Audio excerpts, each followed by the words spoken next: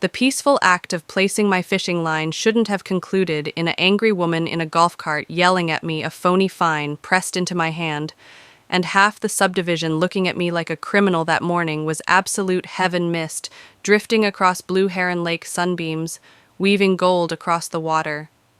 My chair set by the water, coffee steaming, and the first tug on my line bringing quiet delight, but peace destroyed when a golf cart's loud whine shredded down the path she was on. Cynthia, self-proclaimed HOA dictator in a too-tight polo, whistled swinging like she owned a boot camp, hanging on to her notorious clipboard as if it was imbued with divine authority.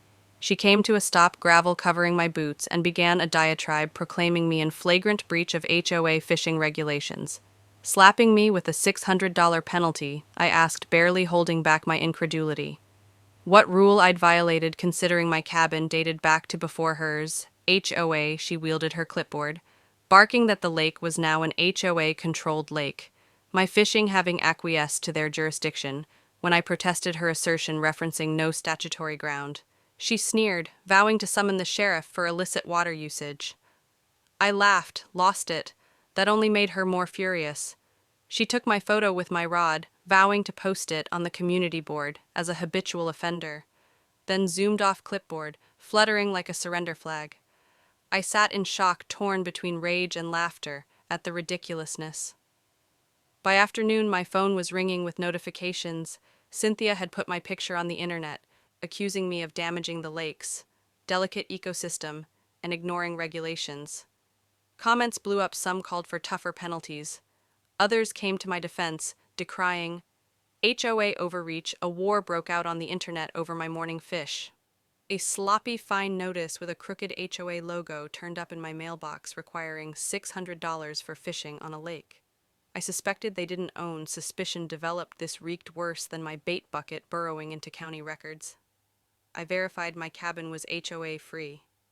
The lake, however, was owned privately by a Mr. Ellison residing states away. Not the HOA.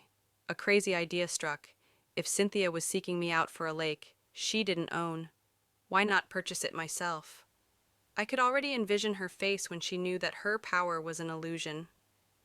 That night, by the lake's moonlight, I decided to go out and make Ellison an offer, and shut Cynthia out of her fantasy kingdom. The HOA believed they'd landed a minnow. They'd reeled in a barracuda slow. She was tracking. His listed address was from decades ago. The phone disconnected. Calls to his town's businesses landed dead. Until a cafe owner, Mabel, remembered him as a pie-living regular who'd relocated to his sons in a local retirement home. A directory provided me with a working number. Ellison was cautious but keen, chuckling when I described the HOA's late seizure. Haven't seen that place in years. He said it's a pain I'd rather abandon. We met at a greasy diner, its cracked booze and smoky coffee strangely reassuring over burgers.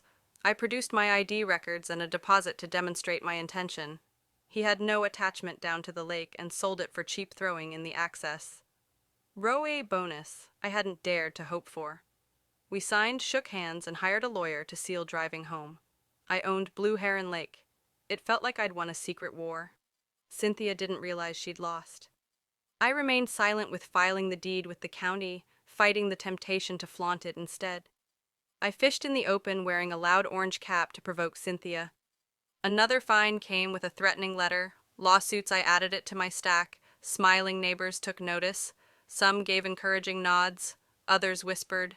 Feeling a storm, Cynthia's gang became arrogant, believing fines would crush me.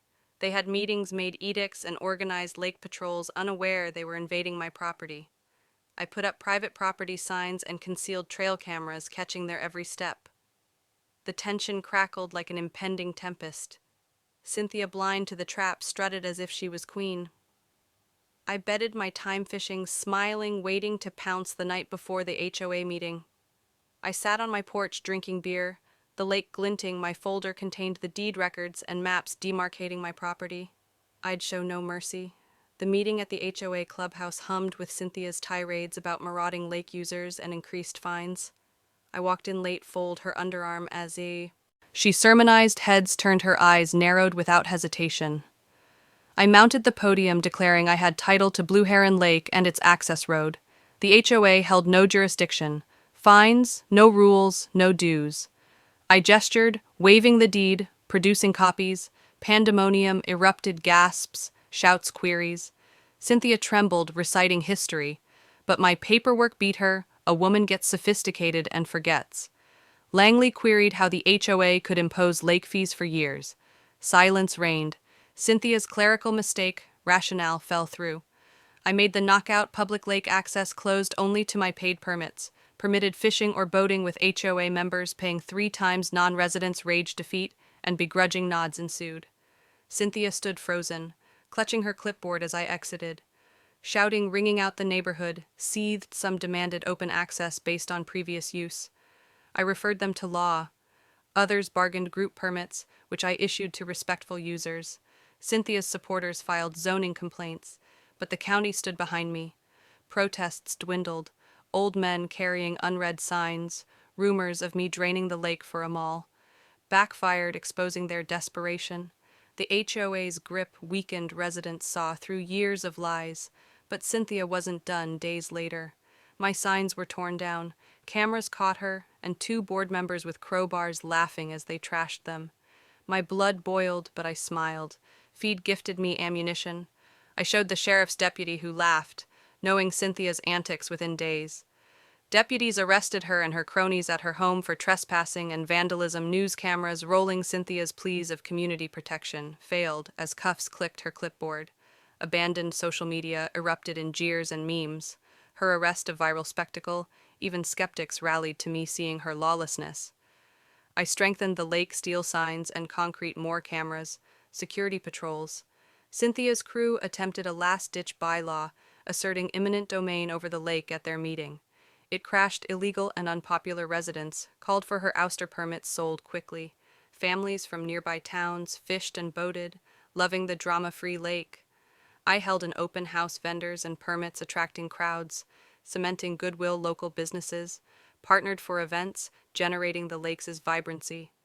Cynthia's legal woos filed vandalism charges, civil suits from deceived residents. HOA insurance skyrocketed. Skyrocketed, their empire crumbling due to their own greed. One night the lake glowed under a red sunset. What had started with a 600 fine had overthrown the corrupt regime, but Cynthia, out on bail, initiated a smear campaign, flyers, accusing me of toxic permits and lake destruction, laughably sloppy. They created doubt in a few. I responded with a town hall open to reporters, and residents filled the hall. Heard my tale, finds lake purchase, legal wins with deeds, sheriff reports and testimonials. A zoning official verified my rights, displaying Cynthia's flyers attached to her printer. I turned the crowd's ire to her. I suggested a volunteer lake advisory board, HOA, free to safeguard its beauty. Applause thundered. Cynthia, shut out by her attorney, was missing. Her silence, condemning her board, was recalled. New honest leadership came forward. I remained neutral, allowing change to happen.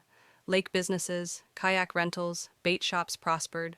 Hiring local children, Mara's trial yielded convictions for trespassing. Vandalism and harassment, fines. Probation, community service, civil suits ensued. Her reputation was broken. She sold her house, escaping quietly. The lake thrived, cleaner, more vibrant. A mayor's award honored our board's efforts at the ceremony. Accepting the plaque, I felt pride, not just for winning, but for creating community seasons made the lake alive. Tom's fiery observations, winter's freezing glint, spring's ducklings, summer's laughter. Cynthia attempted a council run somewhere else, but our town's exposers, clips, host scandals flopped. She disappeared, a pariah on my dock line cast.